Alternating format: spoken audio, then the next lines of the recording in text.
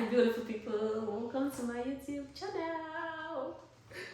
Today I have with me my beautiful sister Motunrayo. She's a talent acquisition specialist here in Canada.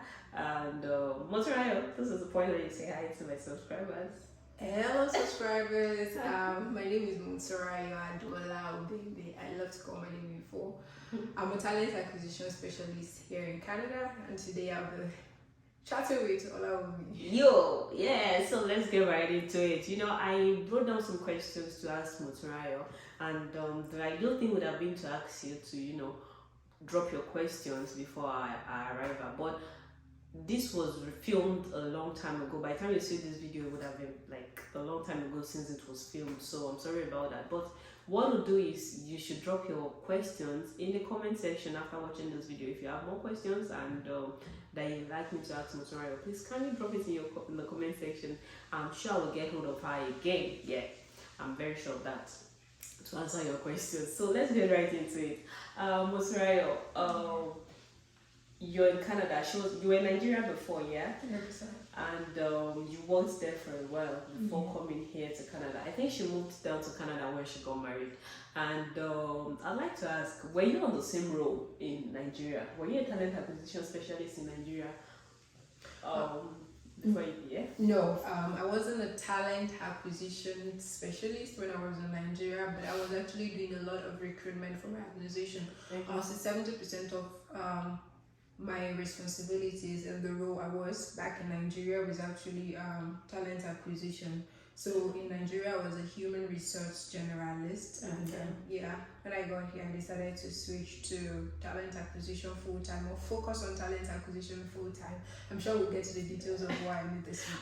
Oh, okay. So I'd like to ask, what's the difference between human resource and talent acquisition? Because I would think it's the same thing if you ask me. Oh, okay. Talent acquisition is actually a function of human resource management. So human resource management, as we all know, of course, is the management of the human resources in an organization. So there's no organization without the people working in it, which are actually the talents, right? So talent acquisition is the aspect or the function of actually bringing in these people. So we still have other functions in human resources like compensation and benefit, learning and development, and other functions of human resources. So talent acquisition is just a function. Yes, it's just a part of it. Oh, okay. Okay. That's understandable. I would have thought it's the same thing anyway. But I'd like to ask, like, what are the differences between the Nigerian job market and Canada job market, since you've been in both? And the similarities too, if there's any. Yeah, sure. So the job market in Nigeria and the one here in Canada is totally different. Basically because if you have the skills, you have the experiences, you have the abilities here, you can apply for any job, and you can be sure to some extent that you're going to get the job. So it's not about what you can offer here in Canada. In Nigeria, I think there's still the struggle of people trying to, get to know someone that would even, what we call connection. So people are still trying to use connections to get jobs in Nigeria. But here, of course, when you have referrals, you get better chances. But if you apply for a job, even if you don't know anybody, there's a chance you will get it. In Nigeria, you have to know someone that knows someone. You understand? But in Canada, it is skill over connection. Yeah, it's skills over connection, because let's be honest, I can actually refer you for a job. But if somebody else applies for that same job and the person has better skills, during the interview, they discover that the person is better or you are better, they're going to give whoever is best. Yeah, the best person. Let the best man win. Yeah. So that's what it is. Yeah. Oh, okay. That takes me to I think my next question is going to be, what steps do you think a new immigrant should take in getting a job? So what I would say is, when you come to Canada, it's usually very tough getting a job. 100%. Everybody knows that. But one thing you have to do is you have to widen your search. That's the first thing you need to do. So you cannot just say you're looking for a job and stick to the likes of you can't be searching with only Indeed or be using only LinkedIn Recruiter, or be using only Zip Recruiter. No, you have to find out all the different sources people use in looking for jobs here, and then go very hard. Okay. Apply to different sources, like as you are applying to LinkedIn, be applying to Indeed, be applying to ZipRecruiter, be applying to the organization's website and all of that. And then you need to network. I know this might sound like cliche, but to be honest, you actually really need to network when you're looking for a job in Canada. It is better for you to let the people around you know, somebody that knows somebody, that you're looking for a job, and this is what you are looking for, this is what you do, so that whenever they see opportunities around, they'll be able to let you know at the very least. Okay. Yes, so you have to do that. Also, when you come to Canada, you have to leverage on the employment agencies that the government have actually sponsored to be able to help new immigrants get a job. Mm-hmm. So we have organizations like Access Employment. So Access Employment is one of those affiliated employment agencies with the government. I personally got a job through Access Employment. Oh, okay. Yes. Very first time I came here, I reached out to them. I told them I was new to Canada, so they help new immigrants get a job. And the interesting thing about working with Access Employment is that you know that you're working with organizations that really want to work with immigrants. Yeah. So it's those that want to work with immigrants that go to these people. That that affiliate themselves with these people or go in collaboration with them. So when they are doing their placement, they are placing you in the right organization. It's not an organization that will probably look down on you. Yes. Or maybe, racism and all of 100%. So Okay. You're on your second job in 6 months, guys. Within 6 months, she's on a second job. How did you do it? Okay. And well-paying job, actually. Yeah. She's not telling me that part. What? You can imagine. But, she's on a well-paying job. It's like, and she's on a second job in 6 months. She wasn't sad though. Guys, no, of course. She actually got like a better offer. It's within 6 months. How did you do it? So I wouldn't say I wasn't exactly job open. I think the first thing to do is when we get to Canada, we seem to want to take whatever comes our way. And you just want to work. Yeah, you just want to work. Yeah. I think that is really good, but I think when you also get into an organization, you should actually assess the organization and see if it's the right fit for you. What is it like for you long term? And if you see and if you see that that's not something, it's not an organization you might be able to grow long term, or it's not where you should be at that point in time. There are some organizations that maybe the environment is even too relaxed, and you feel like you're someone who have the zeal, you want to do more. So that means the organization is not the right place for you. So you have to be able to identify this, and when you identify this, you should be able to move. So in my case, being on my second job, I'll say it's actually me knowing what I want for yourself. Yes, I have my vision, and I do everything as possible as I can, to achieve it. And I'm very happy, like you mentioned, I have a very supportive husband who also supports my dreams or whatever it is I want to do. Marry your friend, guys. Yes, so you marry your friend. That's very important. So, and the support I got from him, I'll say is something that keeps me moving. Yes. So when I got into the job and I felt like it was time for me to move on, all I needed to do was to start applying again. And of course, it is now better for me because I've been on a job in Canada, so I understand what people are looking for. Yes.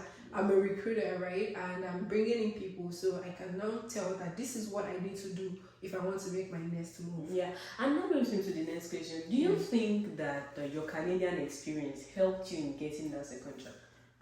Okay. The great word Canadian experience. Yeah. Does it exist or doesn't it exist? I don't know. It's not. That's a topic for another day. So, yes, I'll say having worked in Canada really helped me. But when we get to the point where we're actually talking about interviewing and all of those, right? I would actually say more on that. Yes. So yeah, being on a job already in Canada makes it easier for you to get another job. one. Yeah. Okay. And do you think that being do you think that the Canadian job market favors people of color? So I know it's a sensitive question. yeah, it's a very sensitive question, and to be honest, right?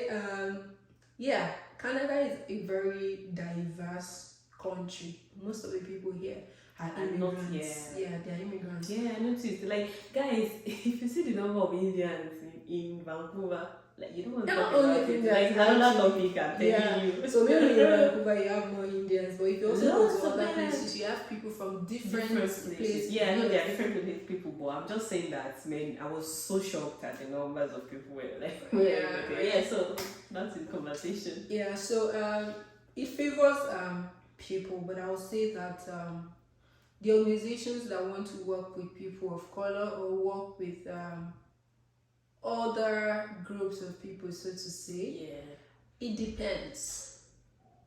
It really depends. It's a question I really don't want to dive into because it's a topic on its own. But that is why I also said that what I advise immigrants to do when they get here is to actually associate themselves with people like access employment and all those organizations, employment agencies that are actually affiliated with the government, because the government is giving them money to help new immigrants get a job.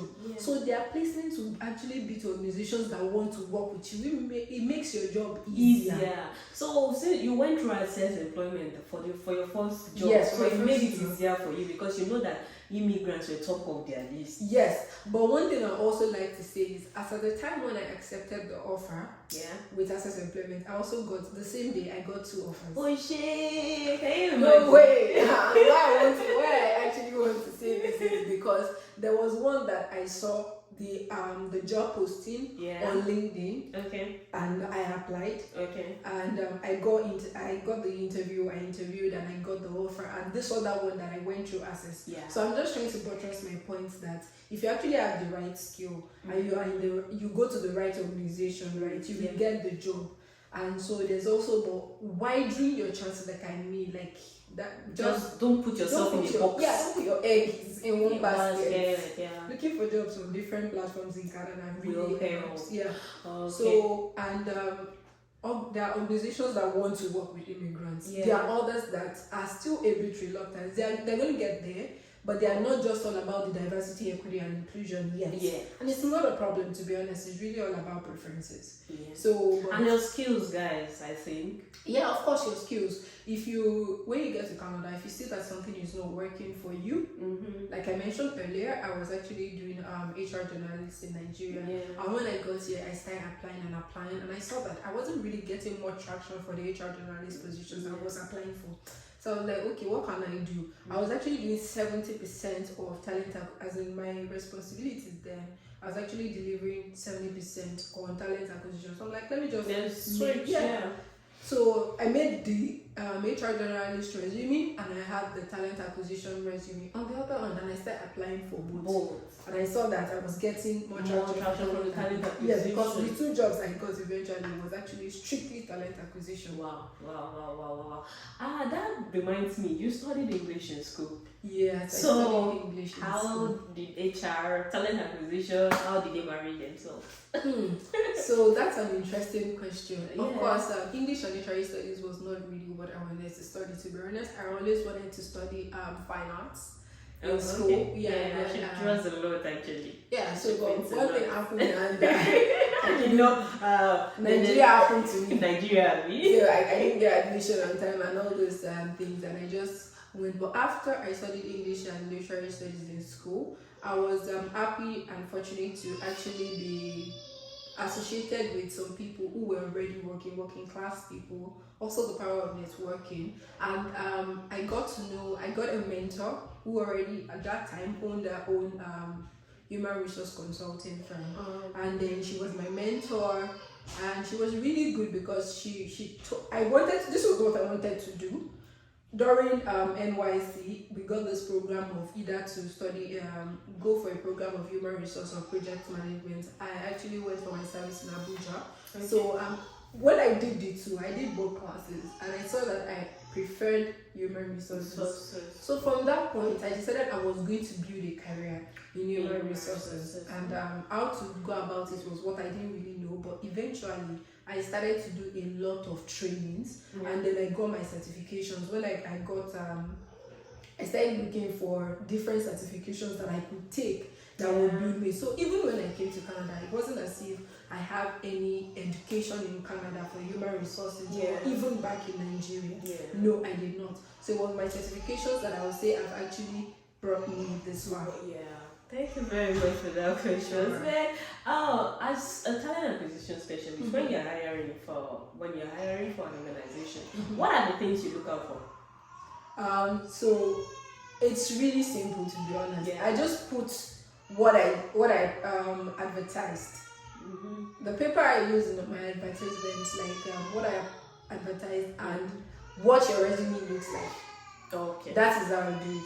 But I would also like to point out that in Canada here, right, a lot of organizations are using an applicant tracking system. We call it an ATS. Okay. It's a software, of course, and different software delivering on the same service, right? So it's basically what it does is people send in their resumes, but it goes into the system, and then this system narrows down people that are qualified for the job. Wow. So that's another reason why it's very difficult for new immigrants sometimes, because I don't know, I feel like a lot of Nigerians, I don't want to say a lot of Nigerians, but a lot of people still feel like you can actually submit just I think you should hold on right there, because I think I have a question of what you're about to say. Okay. I think so. I don't know if the question is not going to tally. Please let me know. Okay. But I wanted to ask. I think that's my last question, guys. What mistakes do you think new immigrants make when searching for jobs? I think that's what you're about to say, right? Yeah, of course. I'm going to say a couple of things about that. New immigrants actually make a lot of mistakes when they are applying for jobs. You cannot be applying for, it's like, you cannot be applying for a job of project manager and be submitting resume of customer service. It cannot work out. It can't work out. It doesn't marry themselves. And one thing I always say, my watchword is that job searching is a full-time job. Yes. So when you're searching for a job, you're doing this 100%. You have to go in all out. So you cannot you can't be lazy about your resume. If you're looking for a project manager job, then tailor your resume to project manager. Bring out all the skills of project manager that you think you've done in your past role, and group it together. Focus on it, so that people will know that, okay, well, this and that is what you have done in this position that is making you want to apply for that position. So that you have to have the right resume for the right job. Then you have to ensure as much as possible that of course your resume there's nothing like the Canadian resume format. Let's be honest with ourselves. I think that's also another notion I'd like to correct. But people will think that the way they write their CV in Canada is different from Nigeria. The only thing I feel like might be different is the fact that in Canada, no story. Your resume go straight to the point. Yeah, go straight to the point, to be honest. So 2 pages is enough for your resume, regardless. Not a booklet, guys. Yeah. Obasabi. Yeah, so Obasabi. Go straight to the point. Yeah, just go straight to the point, because no time. So and then if you do that, if you have the right resume format, your resume is straight, concise, well arranged.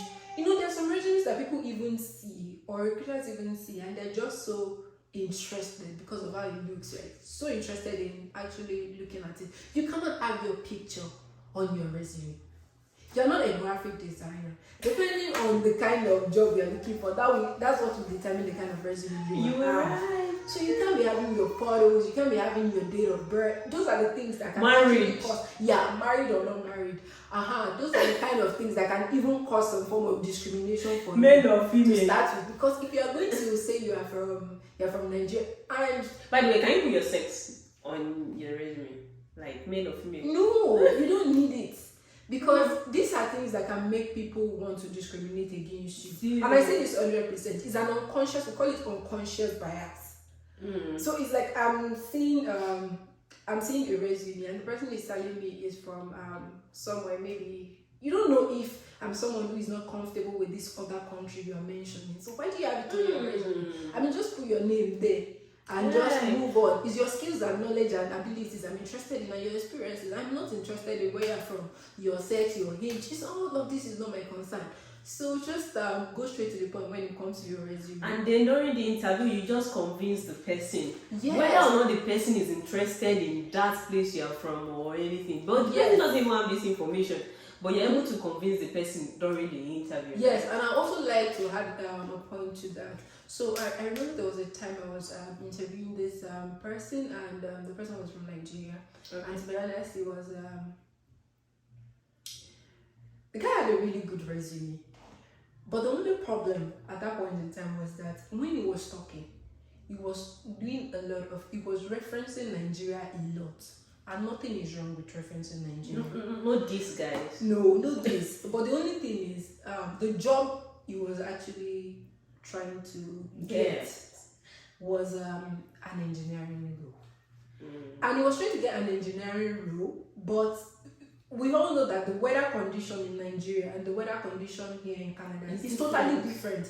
So the projects you worked on in Nigeria, you were not working under the same kind of weather, right? So you cannot be referencing Nigeria if it's not so related. That's So before you reference anything, you need to be sure. So he kept referencing Nigeria on the kind of things he was doing, and it wasn't really working well. Of course, he didn't get that job. But what I'm just saying is you have to be careful as much as possible, right? You can actually talk about your experience. You can talk about your skills without actually saying where you come from. Sure. You can talk about your skills and experiences without actually saying the particular project you worked on. You can actually name projects, but you don't have to say, oh, I worked on this particular project when I was in Nigeria. Just keep it to yourself. Make the decision easier for the hiring manager as much as possible. So you don't need to reference Nigeria. Just make your point. Talk about the questions. But if by adventure, maybe because of what you're saying is so interesting, and the hiring manager or the people on the panel of the interview, they ask you, so where are you from? Then you say it. But don't just go over and over saying Nigeria. It might not really favor you. And like I said, unfortunately, we are not yet able to identify companies that are 100% diverse and all those things. Like if I see you, some people when they even hear the Nigeria, they are taking a bath. Yeah, if I see you on the road, I don't know if you're going to be discriminatory towards me or something, right? Sure. So the best thing I can actually do is not written on the forehead, and because it's not written on the forehead, you have to tread cautiously at all times.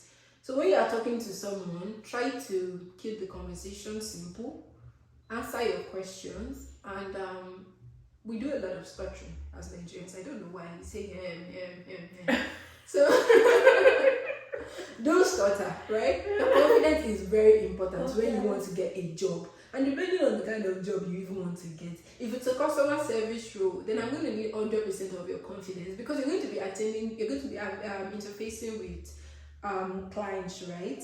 So you cannot show me that you're not so confident. I'm going to like someone who is confident. I'm going to like somebody who can speak. So you need to be able to speak, and also eventually when you get that dream job, I'm definitely sure there's something out there for you. But eventually when you also get the job, one thing that you should not do is don't stop pushing.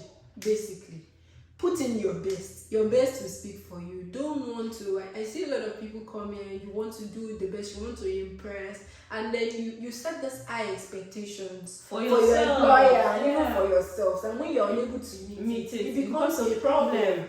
So you don't want to put yourself in those kind of situations. Canadians are very nice people, easy to work with. Of course, you're going to have different people from different places when you're working, but just stay confident in your skills. Try as much as possible to be nice to everybody, and to be honest, you'll be good. Thank you, Motunrayo. Thank you so much. Like, guys, I don't know if I keep Cause like if I keep asking questions, I'm sure we'll not even need you today. But No problem. I think this should have answered your question, guys. But like I said, if you have more questions, kindly drop it in the comment section, and I'm sure I'll get hold of Motunrayo again. Yeah, right? sure. So Yeah, this one thing last thing I answer- can actually answer add your as questions. well Yes. is when you come here, another place you can also you can ask your friends, you can ask your family. Also, please be sure to feel free if you Google me or you search me on LinkedIn, you can feel free to ask me questions. Okay. But one thing I would like to point out is when you come, there are also employment agencies. They're not government sponsored. Basically, they are working on their own. We have the likes of Robert Alf. We have Altis. We have some others like that. So what those people do is they have platforms where the jobs are there. You search, you can call them, talk to them, an immigrant, you're looking for a job, and then they will also be able to pay you. Yeah, so but just spread your tentacles as much as you can. Just when you're looking for a job. I was looking for a job, and the day I finally got a job, only on LinkedIn, between the space of, so I came in late December, and I got a job February 14th. Yes, I think so, February 14th. So I basically searched for a job 1 month and half-ish. Yeah, 1 month and a half. It wasn't even up to 2 months before I got a job. So my point is, when I went to check how many applications I made over 500 applications on LinkedIn alone. I'm not talking about my Indeed and the like. So I put in the work and I got the results. And what that did for me was applying for jobs and getting interviews makes it better. Yeah. So you build up your confidence. I was doing interviews, sometimes I could do 3 interviews in a day. So over time, I now discovered that when they are even asking me the question, like there's no question you want to ask me that they were not asking before. So it was getting better now. I was answering, and then it was building my confidence as well. Yeah. So when I'm talking, I'm like, if I get them, fine. If I don't get it, you were used to the rejection. I was used to the rejection, but my rejection wasn't even coming. I'll say I got a lot of ghosting, but that didn't discourage me. I knew what I wanted. Some people didn't even get back at all. No, some people don't get back at all. So that's one thing you also have to. Yeah, of course, it's bad, but it's what recruiters do. So it's not something. Do you get back? Yeah, of course I get back to candidates. To be honest, if we're not going to be going forward with you, I try as much as possible to just send the rejection email. If you ask for that why you were not selected, I'm happy to let you know. Yeah, I'm happy to let you know. But if you don't ask, no problem. We'll just of course send you the email and let you know why. But don't get discouraged. Rejections are something you always get. And to be honest, when you're getting rejected, don't feel like maybe it's because you're a black person. That happens a lot. Yeah. Don't feel like because you're a black person. It might not be because you're a black person. There was one time like that I didn't get a particular job. I think the job was in Quebec and I was in I'm in Ontario, right? Okay. So I was applying for this job and I didn't get it. So I sent the hiring manager an email. And to be honest, at that point in time, you don't have anything to lose. So your confidence is 100%. Just go in. If you want to ask anybody any question, they will answer you. Ask. If they don't even ask you, what's the worst that can happen? You go in, you move on. So I sent an email to the hiring manager asking that, or the recruiter that actually reached out to me and who I interviewed with, asking why I was not selected. And she was like, to be honest, it was nothing personal, that my skills, everything checks out, but the only problem is while it is a remote position, they would rather prefer somebody that was in Quebec. Okay. So I understand from that point of view. I got my closure and I could move on. So if you have any questions, just ask. Because they don't just want to. Ask or limit your resume. Just a summary of what I said. Ask questions when you need to. Limit your resume to 2-pager as much as possible. No stories. Go straight to the point. Pick up the position that was advertised. Pick up your resume. Tweak it as much as possible. Don't lie on your resume. The worst thing that can happen to you, right, is for you to lie to get a job and get the job and not be able to deliver on the job. Yeah. You will just go back to where you're coming from. You go back to you go back from 100 to 0. Yeah, don't do that. So just of course, if you know that, and don't aim to see when you come here, Canada will humble you. Because if you're already an oga in Nigeria, and then you come here and you're not feeling like, oh my god, I want to be an oga immediately. Whoa. Be very careful. It is Yeah, very, very very careful. easy. Yeah. And okay, so when I was not thinking about it, I discovered maybe the reason why I was not really getting the HR journalist positions was probably because of the employment labor laws here. So to be honest, even if they now give me HR generalist too, at some point I'm not thinking shit. I'm going to You get that. because I didn't know the labor laws and all of those things. Yeah. For the talent acquisition I eventually opted for, it was easier because all I needed to do was to bring in the candidates. And then if I have any But the question, HR journalist position. yeah, you need to know the labor laws. Yeah. You need to be very careful. You need to know the labor laws because nobody will. It's a very delicate role. Nobody will hire you for that kind of position when you are not inside to understand the labor laws. So you don't come and the organization cannot have lawsuits in their hands just because of they brought in an amateur. Yes, and also when you are applying for jobs as well, try as much as possible to please ask for the right salary. No amount is too much. If you go on, if you do your analysis, you can do your analysis on pay scale, you can do your analysis on salary.com, you can do your analysis on Indeed, you can also do your analysis on Glassdoor. Like just get a feel of what the market, possible ranges of salary for that position, and then ask for it. To be honest, if you go and I buy yourself.